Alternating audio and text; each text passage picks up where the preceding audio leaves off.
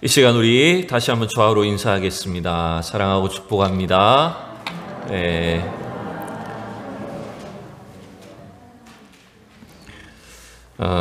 갑자기 날씨가 추워져 가지고 계절이 막 순식간에 이렇게 변화되는 것 같습니다.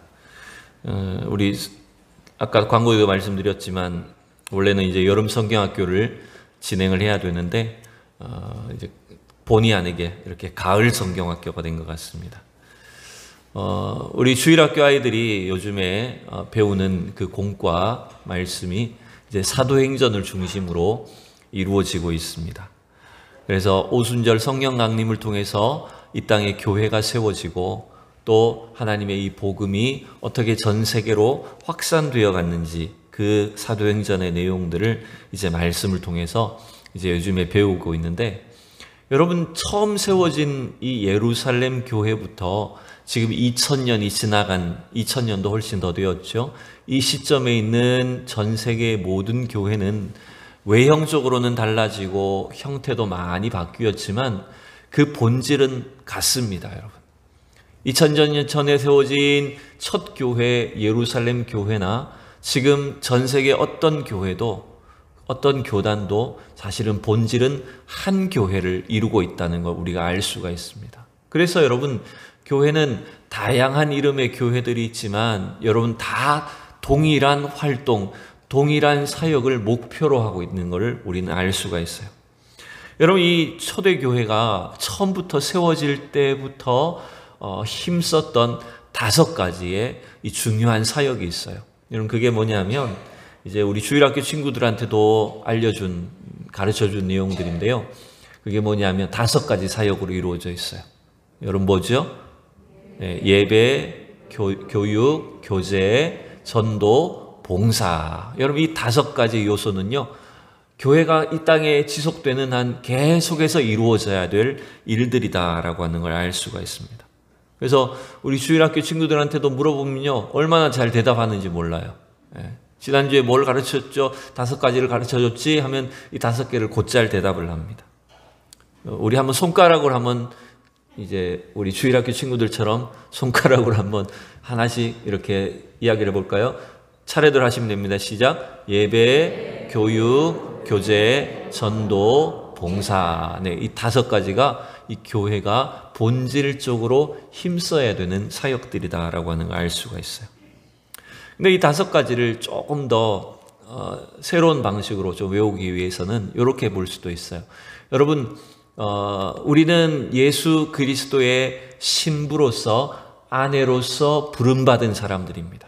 여러분, 교회는, 지상의 교회는요, 예수 그리스도의 신부된 자리, 아내로서 존재하고 있는 거예요. 그래서 여러분, 이걸 아내를 영어로 하면 와이프죠. 그죠? 와이프. 남자도 여러분, 우리가 남자지만 주님의 신부입니다. 그래서 와이프가 되는 거예요. 그래서 이 와이프란 단어에다가 이제 S를 하나 붙여서 5가지를 만들면 아까 우리가 살펴봤던 예배, 교육, 교제, 전도, 봉사 이 5가지를 쭉 차례대로 이렇게 설명을 할 수 있습니다. 영어를 좀 써서 죄송하지만 여러분, 이 W는 예배, 월십을 나타내는 거고요. 그 다음에 I는 교육, instruction이란 단어를 사용합니다. 그 다음에 F는 교제, fellowship. 그 다음에 4번째 E는 전도, evangelism이라고 하는 전도, 그 다음에 선교를 말하는 단어입니다. 그 다음에 마지막 S는 봉사는 서비스를 나타내는 단어입니다. 그래서 이 와이프스로 이 교회의 본질적인 사역과 사명을 5가지로 여러분 설명을 할 수가 있어요. 그러면 여러분, 이 5가지 사역 중에 그래도 그 중에 제일 중요하다라고 싶은 사역이 있다면 뭘 우리가 꼽을 수 있을까요? 우리 손가락이 5개가 있는데 여러분, 이 손가락 5개 중에 어떤 게 가장 중요한 손가락일까요? 다 중요하긴 합니다. 우리 손가락이 다 중요하긴 하지만 그 중에서도 제일 중요한 기능을 하는 손가락이 여러분 뭘까요? 네? 뭐라고요? 지금 검지와 엄지가 이제 절반 정도씩 나오는 것 같아요. 여러분, 의외로 이 엄지손가락은 우리 5개 손가락 중에서 보면 제일 짧고 좀 못생겼잖아요. 그죠? 몽통하고 못생긴 손가락이 엄지인데 우리 손의 기능의 거의 7, 80%는요, 이 엄지를 통해서 이루어집니다. 엄지손가락이 없으면 이 네 손가락보다 사실은 더 중요한 손가락이 엄지손가락이죠. 그리고 실제로 이 손을 다치신 분들이 다른 손가락이 없으면 그래도 여러 가지 일들을, 기능들을 작용을 합니다. 근데 엄지손가락이 없으면 이거 굉장히 큰 손실을 입게 됩니다. 작용을 못 합니다. 손의 기능을 많이 잃어버리게 됩니다. 엄지손가락이 제일 중요한 것처럼 우리의 이 교회의 사역과 사명, 역할로서 제일 중요한 일이 뭐냐면 첫 번째, 예배에 달려있다는 겁니다. 여러분, 예배가 없으면요, 제대로 말씀을 배울 수가 없습니다. 예배가 사라지면 교제도 이루어지지 않습니다. 예배가 사라지면 여러분 복음이 전달이 되질 않습니다. 예배가 중단이 되면 서로를 섬기고 봉사하는 일들도 제대로 하지 못하게 된다는 겁니다.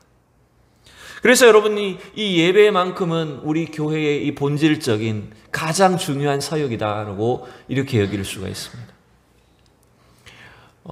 한때 전 세계 가장 큰 교회를 이루었고 또 성도들이 많았던 나라가 영국입니다. 그죠? 그 영국이라는 나라는 한때 대영 제국을 이루고 있었고요. 그 대영 제국을 통해서 수많은 선교사들과 이 목회자들 또 성도들이 복음 사역에 힘썼습니다. 근데 지금 여러분 영국 교회는 어떻게 됐을까요? 영국 교회는 과거와 같은 그 예배가 다 사라져 버렸습니다. 예배당은 다 술집으로, 극장으로 팔리고 심지어는 이슬람 모스크로, 이슬람 사원으로 팔리게 됐습니다. 한때 그렇게 잘 나갔던 영국의 그 신앙과 성도들의 믿음은 이제는 거의 다 사라진 것처럼 보이고, 대영 제국일 때 잘 나갔던 영국은 여러분 해가 지지 않는 나라라고 표현을 했습니다. 여러분, 왜 영국이 해가 지지 않는 나라였을까요? 영국이 전 세계의 식민지를 다 관리하고 있었습니다. 그래서 영국 본토에는 해가 져도 또 다른 식민지는 해가 여전히 떠 있는 거예요. 그래서 전 세계를 다스리고 있는 영국은 그 당시에 해가 지지 않는 나라라고 표현을 했던 거예요. 근데 지금은 영국은 더 이상 하나님을 예배하는 나라가 아닙니다. 제가 영국이 요즘에 제일 유명한 게 여러분 뭐냐면 영국 축구 EPL 프리미어 리그가 제일 유명하잖아요. 우리 남자분들 다 좋아하시잖아요. 영국 축구. 그죠? 손흥민이 있는. 여러분 그 영국 축구를 보다가 제가 깜짝 놀랐는데요. 어느 팀인지 기억이 안 납니다. 첼시인지 어느 팀인지 그 큰 경기장에 그 경기장 상단 위에 이렇게 엄청나게 큰 글씨로 이렇게 써져 있었어요. 뭐라고 써 있냐면 영어로 써져 있었는데 Football is our religion. 그게 무슨 말이냐면 축구는 우리의 종교다. 여러분 영국은 축구가 종교입니다. 지금. 축구가 신앙이에요. 더 이상 하나님을 예배하고 하나님을 찾고 그 복음을 따라 사는 사람들이 줄어들고 예배가 줄어들고 이제는 하나님이 아닌 다른 것들을 신봉하고 섬기는 그런 나라가 되어버렸다는 겁니다. 여러분 왜 예배가 중요할까요? 그것은 단지 제가 목사기 때문에 이 말을 하는 게 아닙니다. 하나님께서 우리에게 하나님을 섬기는 삶, 그 예배에 대해서 이와 같이 강조를 해주셨습니다. 우리가 사무엘상을 함께 말씀을 배울 때 제가 중요하게 알려드렸던 구절이죠. 사무엘상 2장 30절 하반절입니다. 같이 읽어보겠습니다. 시작. 나를 존중히 여기는 자를 내가 존중히 여기고 나를 멸시하는 자를 내가 경멸하리라. 아멘. 여러분 하나님을 존중히 여기고 하나님을 존귀하게 여기는 사람은 당연히 하나님 앞에 그런 예배를 드리며 살 수밖에 없어요. 그래서 우리가 하나님께 예배를 통해서 하나님을 인정하고 그분을 높여드리고 하나님을 존중하면 하나님도 우리를 존중히 여겨주신다고 약속하십니다. 근데 여러분 예배가 중단이 되고 하나님을 인정하고 하나님을 높여드리는 예배가 드려지지 않으면 우리는 다른 대상들을 숭배하게 되겠어요. 하나님이 아닌 다른 대상들을 더 높이고 존중할 수밖에 없다는 겁니다. 그러면 여러분 우리는 뭔가 세상 속에서 잘 사는 것처럼 느끼지만 하나님을 예배하고 섬기지 않아도 내가 충분히 잘 나가고 성공하는 인생처럼 느끼지만 하나님을 멸시할 때 하나님은 우리를 경멸히 여기신다 그랬어요. 하나님이 없는 인생은 여러분 아무리 세상에서 잘 살고 잘 나가도 그것은 아무것도 아니라는 것입니다. 우리는 이 코로나에 어쩌면 막바지를 보내고 있는지 모르겠습니다. 부디 그렇게 되기를 바랍니다. 그런데 어쩌면 2년 동안의 코로나의 어려움을 통과하면서 우리 속의 은연중에 예배를 소홀히 여기고 뭐 예배 적당히 빠져도 괜찮구나, 또 예배 좀 쉬어도 아무 일도 없구나 라고 하는 그런 의식 타협이 우리 속에 많이 들어왔습니다. 또 교회 나가지 않고 온라인 예배를 드려도 굉장히 편하더라고요, 생각보다. 또 온라인 예배보다 그냥 뭐 몇 주 안 드릴 수도 있고 빠질 수도 있지 뭐 라고 하면서 점점 시간적으로 하나님을 멀리하게 되고 또 하나님으로부터 멀어지게 될 때 여러분 사실은 그 일이 우리에게 영적으로 얼마나 위험한 일이 될 수 있는지 여러분 그걸 빨리 깨닫는 게 좋습니다. 여러분 그렇다고 해서 하나님이 예배 제대로 안 드렸다고 막 우리에게 막 벼락을 내리신다거나 괜히 차를 타고 왔는데 교통사고가 난다거나 이렇게 하시지는 않습니다. 그것 때문에 하나님을 두려워해라는 말이 아닙니다. 우리가 하나님으로부터 멀어져 있는 이 삶이 사실은 우리 영적으로 얼마나 위험한 삶인지 우리가 깨달을 수 있는 그런 시간들이 되어야 됩니다. 여러분, 하나님은 우리와 항상 함께 하기를 원하십니다. 우리는 항상 하나님 안에서 모든 일들을 행해야 되는 사람들이에요. 그 일의 기초가 여러분 예배입니다.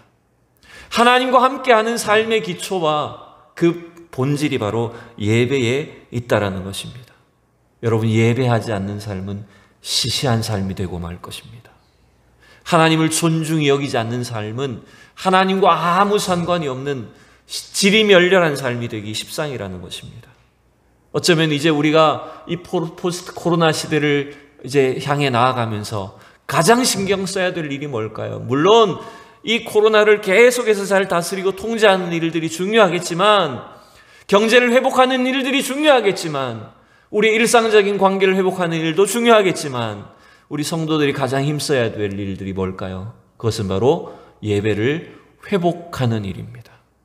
여러분, 이 코로나를 잘 마치고 우리 모두가, 우리 온 교회가 예배를 회복할 수 있기를 축원합니다. 우리 오늘 이 목표를 위해서 그러면 과연 예배가 무엇이길래, 예배가 과연 무엇이길래 이토록 우리의 삶에 가장 본질적이고 기초적인 것인가 라고 하는 것들을 함께 살펴봐야 됩니다. 여러분, 예배가 왜 그렇게 중요할까요? 그죠? 일주일에 한번 교회 나가기만 하면 되지. 뭘 그것도 모자라서 수요 예배도 있고 금요 기도회도 가야 되고 그것도 모자라서 새벽마다 그냥 또 가고.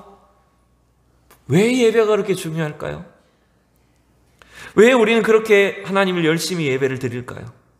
여러분, 우리는 단순히 예배라는 것이 어떤 외형적인 형식과 의식이 아니라는 걸 여러분 아셔야 됩니다. 여러분, 내가 어떤 자리에 참석해서 의식에 참여했다고 해서 그게 예배일까요? 그건 세상 종교도 다 할 수 있는 일입니다. 그냥 어디 무당이 굿하는 자리에 참석하는 것도 여러분 그 의식에 참석하는 겁니다. 근데 우리가 그런 식으로 참여했다고 해서 우리는 예배라고 여기지 않습니다. 예배는 종교적인 의식을 하는 게 아닙니다. 예배는 절에 다니는 사람들이 1년에 몇 차례씩 절에 가서 불공을 드리듯이 절기 행사에 참여하는 수준이 아닙니다. 예배는 듣기 좋은 노래를 듣고 오는 것이 아닙니다. 예배는 그럴듯한 목사의 강연을 듣고 오는 게 아닙니다. 여러분, 예배의 진정한 의미는 오늘 하나님께서 우리에게 말씀하고 있습니다.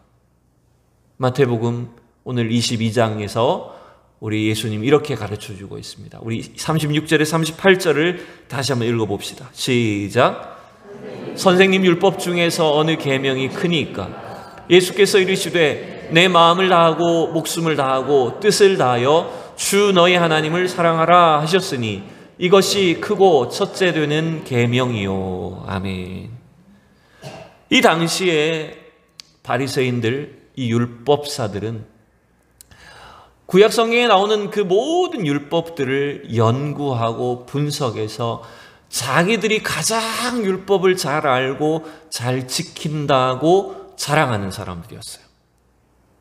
그러니 예수님 앞에서도 자기가 갖고 있는 지식을, 자기들이 준수하는 율법들을 자랑하고 인정받고 싶었던 것 같아요. 그리고 더 나아가서 저 예수라는 선생이 어떤 뭔가 잘못된 것이 있지는 않나, 우리보다 훨씬 더 율법을 모르는 것 같은데 라고 하면서 예수님을 자기들의 지식으로 시험하기 위해서 주님 앞에 어느 계명이 가장 큽니까? 라고 질문을 던졌습니다. 그때 예수님은 이렇게 대답을 하시죠. 우리가 너무나 잘 아는 유명한 구절이고, 이 구약 성경, 신구약 성경을 통합해서 요약하는 구절이 바로 이 마태복음 22장의 말씀인데, 예수께서 이르시되 내 마음을 다하고 목숨을 다하고 뜻을 다하여 주 너의 하나님을 사랑하라 라고 이렇게 말했습니다. 여러분, 여기서 주님을, 주 하나님을, 너의 하나님을 사랑하라라는 말은 단지 의식에 참여하는 게 아닙니다. 돈을 좀 많이 내서 하나님의 일들을 하라는 게 아닙니다. 여기서 하나님을 사랑하라는 것 자체가 예배입니다. 여러분, 그래서 저는 오늘 이 말씀을 정말 짧게 요약을 한다면 이렇게 표현할 수 있을 것 같아요. 따라해 봅시다. 예배는 사랑이다. 예. 여러분, 예배는 하나님을 사랑하는 것입니다. 여러분, 그 사랑은 뭘까요? 하나님이 나를 얼마나 사랑하시는지를 내가 깨닫고 그 사랑을 경험하고 나도 그 사랑을 하나님께 고백하고 표현하는 것이 예배입니다, 여러분. 여러분 믿습니까? 하나님이 나를 얼마나 존귀히 여기시고 부족한 인생이지만 하나님의 얼마나 놀라운 계획 가운데 나를 사랑하시고 인도하시는지를 내가 경험하여 내가 받은 사랑을 가지고 하나님께 나의 사랑을 고백해드리는 것, 그래서 주님을 가장 존중히 여기고 높여드리고 인정하는 것, 여러분 그것이 예배입니다. 그래서 앞에 서 있는 한 사람이 하나님을 예배하는 것을 구경하는 것이 아니라 여러분 한 사람 한 사람이 다 하나님 앞에 여러분의 사랑을 고백하여 드리는 시간이 이 예배 시간이라는 겁니다. 여러분 믿습니까? 그래서 예배는 사랑입니다. 여러분, 그래서 이 예배라는 단어는요, 이 영어 단어로 아까 우리가 봤었지만 예배라는 단어는 worship이라는 단어를 쓰죠. 근데 이 worship이라는 단어 속에는 words와 또 ship이 붙어 있는 단어입니다. 여러분, 이 words는 뭐냐면 가치를 말하는 거예요. 하나님을 내가 최고의 가치로 인정하는 걸 말하는 겁니다. 그게 예배입니다. 하나님을 내 삶의 가장 중요한 분으로, 가장 가치 있는 분으로 내가 높여드리고 그분을 인정하고 하나님을 기뻐하는 것. 그래서 하나님께 대한 내 사랑을 고백하며 찬양하고 하나님을 사랑하는 마음으로 내가 기도하고 하나님이 주시는 그 말씀을 내가 사모하면서 예배를 드릴 때, 여러분 그 예배가 진정한 예배가 되어버리는 거예요. 근데 여러분 반대로 한번 해볼까요? 하나님을 사랑하는 마음이 없이 그냥 이 자리에 앉아있기만 하면 예배가 될까요? 하나님을 내가 정말 사모하는 마음이 없이 그냥 주기도문을 그냥 낭독한다고 해서 여러분 그게 예배가 될까요? 내가 정말 하나님을 기뻐하고 하나님을 높이는 마음이 없이 그냥 아무리 내가 부자라고 해서 수많은 돈을 척척 헌금한다고 해서 여러분 그 헌금이, 그 헌신이 과연 하나님이 기뻐하시는 예배가 될까요? 전혀 아니라는 거예요. 여러분, 하나님은 우리가 하나님을 소홀히 여길 때 절대로 그것이 예배가 되지 못한다는 겁니다. 우리는 하나님을 가장 최고의 가치로 높이고 인정하고 주님 앞에 어쩌면 나 자신의 이 속에 있는 그 사랑을 주님께 드릴 때 그 사랑을 하나님이 기뻐 받으시는 최고의 예배가 되게 하신다는 것입니다. 사도 바울은 또 우리에게 이렇게 권면을 합니다. 로마서 12장 1절에 우리 같이 읽어봅시다. 시작. 그러므로 형제들아, 내가 하나님의 모든 자비하심으로 너희를 권하노니 너희 몸을 하나님이 기뻐하시는 거룩한 산 제물로 드리라. 이것이 너희가 드릴 영적 예배니라. 아멘. 여러분, 이 로마서는 1장부터 11장까지의 이 앞부분을 요약해서 12장 1절이 시작을 하는 겁니다. 그래서 이 12장 1절에 그러므로라고 한 단어는 굉장히 중요한 단어예요. 그러므로라는 것은 뭐냐면 결국 앞에 1장부터 11장까지 하나님이 우리를 어떻게 구원했는지, 죄로 죽어 마땅한 우리 인생들, 의인은 없는 이 우리 인간들 속에 독생자 예수 그리스도를 보내셔서 십자가를 지시고 우리의 모든 죄를 대속하신 그 하나님의 사랑, 부활하신 그 주님을 나의 구주로 고백하고 영접하고 믿을 때 그것을 의로 여기셔서 구원해 주신 그 하나님의 놀라운 구속의 사역을 통해서 그것을 믿는 자들이 이제 그러므로 하나님 앞에 내가 받은 그 구속의 은혜를 따라서 나 자신을, 나의 온 생애를 거룩한 산 제물로 하나님께 드릴 때 그것이 하나님이 기뻐 받으시는 영적 예배라고 우리에게 단언하고 있는 것입니다. 구약시대의 이 이스라엘 백성들은 예배를 뭐라고 생각했습니까? 동물 제사를 예배라고 생각했습니다. 그냥 1년에 몇 차례씩 안식일에 성전에 나가서 정해진 헌금 내고 정해진 규정대로 제물 바쳐서 하나님께 드리면 그것이 자기가 할 수 있는 최고의 예배라고 생각을 했지만, 여러분, 하나님께 마음을 드리지 않는 제물 하나님 어떻게 여기실까요? 수백 마리 수천 마리 제물을 하나님 앞에 갖다가 태울 때 하나님 어떻게 여기셨을까요? 아마 하나님 그 연기 때문에 목막혀 하셨을 거예요. 하나님을 전혀 사랑하지 않는, 하나님을 전혀 기뻐하지 않고 존귀히 여기지 않는 그 가식적인 예배는, 제물은 전혀 하나님을 기쁘시게 할 수 없는 예배였다는 겁니다. 우리가 가진 것이 없어도요, 우리가 하나님께 드릴 것이 없어서 그저 내 몸밖에 가진 것이 없지만 주님을 사랑하는 마음으로 고백하고 하나님께 찬양하고 기도하고 섬길 때 주님이 여러분의 예배를 가장 기쁘게 받으실 줄로 믿습니다. 이것이 하나님이 찾으시는 예배라는 거예요. 그러면 이제 우리는 어떻게 예배자의 삶을 살아가야 될까요? 구체적으로 어떤 방식으로 하나님을 예배하는 것이 옳은 일들일까요? 이제 우리 마태복음 22장 오늘 37절 말씀을 통해서 그 예배, 어떻게 우리가 하나님을 사랑하고 예배해야 될지를 함께 살펴보려고 합니다. 자, 마태복음 22장 37절을 보면 세 가지로 사랑하라고 말했죠. 내 마음을 다하고 목숨을 다하고 뜻을 다하여 주 너의 하나님을 사랑하라고 했어요. 근데 이게 신구약 성경에 보면, 걸쳐서 보면 이런 비슷한 구절들이 참 많이 나타나는 걸 발견하게 됩니다. 그래서 제가 좀 비교들을 해봤어요. 그래서 마태복음 22장과 제일 비슷한 구절이 뭐가 있냐면 구약 성경 신명기 6장에 보면, 원래 사실은 하나님께서 이스라엘 백성들에게 요구하시는 그 사랑과 예배가 이 신명기의 말씀이죠. 근데 신명기 6장 5절에는 세 가지는 똑같은데 한 개가 틀려요. 그죠? 너는 마음을 다하고 목숨 대신 뜻을 다하고 힘을 다하여로 되어 있습니다. 그러니까 한 가지가 다른 거죠. 마태복음과 지금 신명기가 달라요. 근데 이걸 합쳐놓고 보면 여러분 어떻게 될까요? 그러면 마태복음과 신명기를 합쳐놓고 보면 마음을 다하고 목숨을 다하고 뜻을 다하고 힘을 다하여 이 네 가지가 되겠죠. 그죠? 서로 차이 나는 거 한 개씩을 해서 합쳐보면 네 개로 요약을 할 수 있겠죠. 그래서 그런지 마가복음과 누가복음에는 요 네 가지로 정리를 합니다. 이건 이제 사도들이 예수님의 말씀을 기록할 때에 약간씩 어떤 차이점은 있었던 것 같아요. 기록할 때에.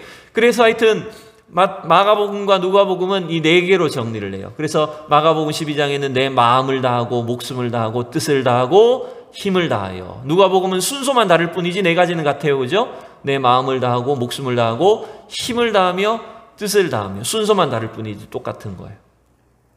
그래서 우리는 이 신구약 성경을 통해서 하나님을 어떻게 사랑해야 될지를 사실은 이 네 가지 명령으로 우리가 알 수가 있는 거죠. 내 마음을 다하고 목숨을 다하고 뜻을 다하고 힘을 다하여 하나님을 사랑해라. 여러분, 그게 예배라는 겁니다. 근데 요것도 네 가지로 하면 좀 그래요. 또 세 가지로 다시 정리를 할게요, 제가. 그래서 첫 번째는 마음을 다하고 목숨을 다하여를 합칩니다.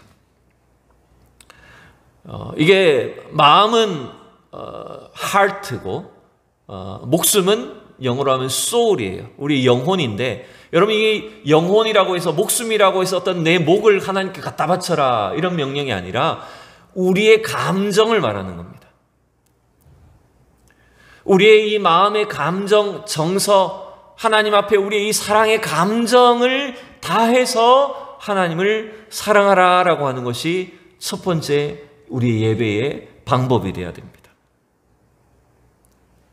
여러분, 하나님을 사랑하고 예배하는 것은요, 어쩌면 남녀 간의 사랑과도 굉장히 비슷합니다. 여러분, 감정이 없이 사랑할 수 있을까요? 젊은 남녀가 저 남자하고 한 30년 정도 살아도 괜찮겠구나 막 계산해가지고 이성적으로 판단하고 계획하고 계산해서 사귀는 사람 있나요? 그건 좀 이상한 사람이죠. 여러분, 이 사람 사이에 특별히 남녀 간의 연인끼리의 사랑은요, 이성보다는 감정이 앞서는 사랑이에요. 그래서 막 뜨거운 사랑으로 눈에 불꽃이 튀고 그 사랑의 감정 때문에 서로가 사귀고 사랑을 하는 겁니다. 여러분, 우리가 하나님을 사랑하는 것도 뭐가 있어야 되냐면 우리 마음에 우리 감정적인 정서적인 그 뜨거움과 사랑이 날마다 사실은 계속돼야 됩니다. 그런데 문제는 이 남녀 간의 우리 부부 사이의 사랑도 막 연애 시절처럼 50, 60이 되어도 그렇게 사랑하는 사람들은 잘 없습니다. 그래서 어른들이 하는 말이 뭐라고 말합니까? 사랑으로 사는 게 아니라 뭐라고 산다고 말합니까? 의리로 산다. 조폭입니까? 뭐로 산다고 말할까요? 정으로 산다고 말하죠. 물론 의리도 필요해요, 여러분. 필요하지 않은 게 아닙니다.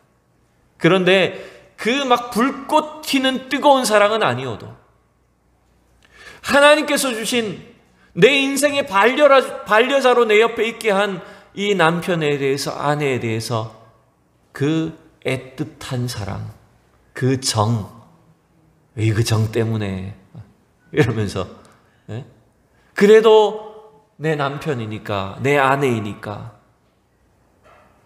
그 배우자를 배려하고 생각하는 그 마음으로, 그 감정으로 사랑하는 거예요. 여러분, 우리가 하나님을 사랑하는 것, 특별히 마음을 다하고 목숨을 다해 하나님을 사랑하는 것은요, 여러분의 감정을 하나님께 드리는 겁니다. 여러분, 너무 교회에서 신앙생활할 때, 기도할 때 너무 냉랭하게만 하지 마십시오. 여러분의 감정을 하나님께 표현하십시오. 여러분, 사랑을 하나님께 표현하시기 바랍니다. 물론 부부 사이는 저도 잘 못하지만 여러분, 하나님께는 여러분의 사랑의 감정을, 정서를 자꾸 표현하셔야 됩니다. 하나님 그걸 기뻐하시고 기대하세요. 저희 시골집에 가면 시골집 마당에 고양이들이 여러 마리가 돌아다닙니다. 이 고양이들은 사람 손을 탄 고양이가 아니라 그냥 늘 마당에 죽치고 앉아있는 고양이들이에요. 그래서 한 번도 만져볼 수가 없어요. 근데 이놈들이 웃긴 건 뭐냐면 늘 밥 먹을 때만 되면 배고프기만 하면 부엌 앞에 와가지고 계속 울어대는 거예요. 밥 달라고. 저희 어머니한테. 지나가는 사람만 있으면 밥 달라고 계속 울어요. 그러면 솔직히 그렇잖아요, 인간적으로.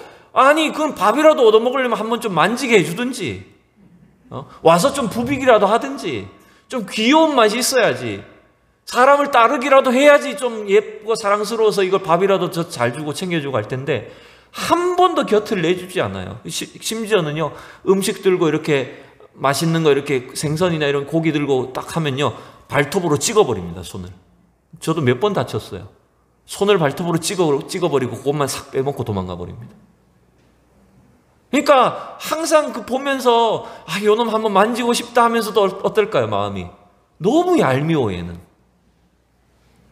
근데 뒷마당에 매여 있는 개가 한 마리가 있습니다. 여러분, 이 개는 제가 1년에 한두 번밖에 가지 못해도요, 제 목소리만 들으면 어떻게 할까요? 대번에 알아봅니다. 목소리만 들어도 우리 주인집 아들이구나 이러면서 꼬리를 치고 막 난리 발광을 칩니다. 막 온몸을 막 부벼대고 막 냄새나는 몸인데도 불구하고 얼마나 달려드는지 몰라요.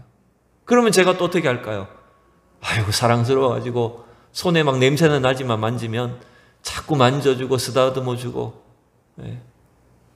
여러분, 우리가 하나님 앞에 나아가 예배하는 것도요, 그렇게 우리의 감정과 정서를 드러낼 필요가 있습니다. 주님 앞에 여러분 사랑을 고백하시기 바랍니다. 여러분, 우리가 만약 내가 필요할 때만 여러분 찾아오는 고양이처럼, 예? 생선만 이렇게 쏙 빼먹는 고양이처럼 하나님께 나가면 하나님 어떻게 여기실까요? 네. 여러분, 우리의 예배는 그렇게 돼서는 안 되죠. 우리의 예배는 참으로 하나님 앞에 우리의 있는 감정, 정서를 다 표현하고 주님 앞에 나아가는 시간이 될 수 있기를 원합니다. 여러분, 두 번째로 정리하면, 자, 두 번째는요, 다 같이 읽어봅시다. 뜻을 다하여 하나님을 사랑하라 하는 겁니다. 여러분, 이 뜻은 뭐냐면 with all my mind입니다. all your mind. 여러분, 마인드는 생각을 말합니다. 우리 머리의 모든 생각, 이성적인 판단을 통해서 여러분 하나님을 사랑할 줄 아셔야 됩니다. 여러분, 아까 사랑을 표현하라고 해서, 감정적으로 하나님을 사랑하라고 해서 여러분 아무 생각 없이 그냥 이성이 없이 그냥 무조건적으로 하나님을 사랑하라는 그런 말이 아닙니다. 광적인 사랑을 하라는 말이 아니에요. 하나님 앞에 우리는 지성이 결여된 사랑을 할 수가 없습니다. 여러분, 갈멜산에서 엘리야와 그 바알 아세라 숭배자들이 대결을 펼쳤습니다. 근데 여러분, 바알 아세라 숭배자들이 자기들의 신이 응답하지 않으니까 어떻게 했습니까? 옷을 막 벗고 자기 몸을 찢으면서 피를 흘려가면서 자기 신 앞에서 광적으로, 이런 표현 쓰면 이게 좀 그렇지만 발광을 했습니다.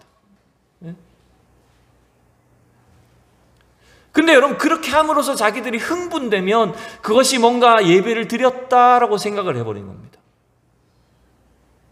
근데 여러분, 우리가 하나님을 예배하는 것은 단순히 흥분 상태에 빠지는 게 아니에요. 우리의 온 생각으로, 지성으로, 말씀을 통해서 하나님이 어떤 분이신지를 깨닫고 그 하나님 앞에 내가 진지하게 내 생각을 다해서 하나님을 사랑하고 섬겨드리는 것입니다. 여러분, 그래서요, 기독교의 신앙은 맑은 정신으로, 참된 지성으로 하나님을 생각하고 주님을 예배하는 겁니다. 그래서 말씀을 읽고 듣고 말씀을 가만히 묵상함으로 날마다 하나님을 여러분 새롭게 아셔야 됩니다. 여러분의 사고 속에, 생각 속에 하나님이 어떤 분이신지를 날마다 깨닫는 역사가 있기를 원합니다. 여러분, 하나님을 한다는 것은 내 삶의 중심에 하나님을 두는 것입니다. 하나님, 내 삶의 가장 중요한 분으로 인정하고 그분께 모든 초점을 맞추어서 내가 살아가는 걸 말하는 겁니다. 그래서 여러분, 예배는 단순히 교회에 나와 있을 때 이 1시간 앉아있는 시간만이 예배가 아니라 하나님을 내가 가장 중요하게 섬기고 살아가는 내 하루의 삶의 모든 시간이 다 예배의 시간이 될 수 있는 겁니다. 그래서 하나님을 생각해서 과연 주님이 무엇을 기뻐하실까? 내가 이 행동을 했을 때 하나님이 싫어하실까, 좋아하실까? 그걸 생각해 가면서 하나님을 염두에 두고 주님을 섬기는 것. 여러분, 그 삶의 예배를 드릴 때 하나님이 가장 기뻐 받으실 줄로 믿습니다. 이제 마지막 세 번째입니다. 세 번째는 뭘까요, 여러분? 힘을 다하여 하나님을 사랑하라 하는 것입니다. 여러분, 이 힘은 바로 우리가 손으로 하는 일, 우리가 삶 속에서 이루어지는 이 모든 일들 속에 나는 주님을 위해 최선을 다해서 일하는 것. 여러분, 그게 예배가 된다는 것입니다. 여러분, 하나님의 사랑을 받았고 내가 그 하나님의 사랑에 반응해서 내가 예배자로 살기를 원하신다면 여러분이 하는, 손으로 하는 그 모든 일, 그것조차 예배가 되게 하셔야 됩니다. 여러분이 직장에서 일을 하고 영업을 하고 사람들을 만나고, 여러분, 이건 하나님과 별로 상관이 없는 것처럼 보이죠? 그렇지 않습니다. 그 일 자체가 다 예배가 될 수 있습니다. 왜 그럴까요? 이건 하나님을 위해서 하는 일일까요?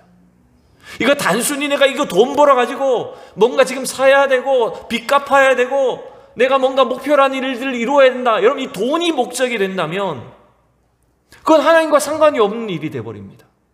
하기 싫은 일을 억지로 한다고 하면 그것은 예배하고 별로 상관이 없어져 버립니다. 그런데 여러분, 내가 세상 일들을 하지만, 직장에서 돈을 벌지만, 믿지 않는 사람들을 만나고 있지만, 그 모든 일들을 통해서 나는 지금 하나님이 기뻐하시는 일들을 하고 있다, 나는 하나님의 일을 하고 있다라고 생각을 하고 최선을 다해서 할 때, 힘을 다해서 노력할 때, 여러분, 그 일을 통해서 하나님이 기뻐하시는 예배가 될 줄로 믿습니다. 여러분, 그래서 우리의 이 삶은요, 매 순간이 예배가 될 수 있는 것입니다. 여러분, 설거지하는 것도 예배가 될 수 있습니다. 네? 남편 욕하면서 설거지하지 마시고 찬양하면서 설거지하십시오. 여러분, 우리가 세상에서 돈 버는 일들도 여러분 예배가 될 수 있습니다. 그 일을 하면서 하나님을 찬양하십시오. 이 일을 통해서 하나님 복음이 증거되게 하시고 하나님의 역사가 나타나게 해달라고 기도하면서 내게 주어진 일들 속에 내가 최선을 다하는 겁니다. 하나님을 알지 못하는 사람을 내가 만나면서도 그 영혼 속에 하나님의 역사가 나타날 수 있도록 기도하면서 그 사람을 위해서 내가 최선을 다해서 일을 하는 겁니다. 여러분, 그러면 우리의 이 삶 자체가 예배가 될 수가 있다는 것입니다. 여러분, 이제 말씀을 마칩니다. 여러분, 예배는 하나님을 사랑하는 것입니다. 여러분, 그러기 위해서 우리 어떻게 해야 될까요? 여러분, 마음을 다하고 목숨을 다해서 여러분 하나님을 사랑하시기 바랍니다. 여러분, 뜻을 다해서 하나님을 사랑하십시오. 여러분, 온 마음과 생각으로 하나님께 여러분 사랑을 고백하시기 바랍니다. 그리고 내 손이 하는 이 일들을 통해서 힘을 다해서 성실하게 주님의 일들을 감당하고 하나님을 사랑하고 섬길 때 여러분의 삶 전체가 하나님이 기뻐하시는 그런 참된 예배가 될 줄로 믿습니다. 기도하겠습니다. 하나님 아버지, 은혜를 감사합니다. 오늘도 우리를 예배자로 불러주심을 감사합니다. 하나님을 사랑하고 하나님을 기쁘시게 하는 참된 예배자가 되게 하여 주시옵소서. 우리의 온 마음과 정을 다해 주님을 섬기게 하시고 하나님, 우리의 생각을 통하여 하나님을 사랑하게 하시고 우리에게 주어진 일들 속에 힘을 다하여 하나님을 사랑하며 주님을 예배하는 우리 성도들이 되게 하여 주시옵소서. 감사드리며 예수 그리스도의 이름으로 기도하옵나이다. 아멘.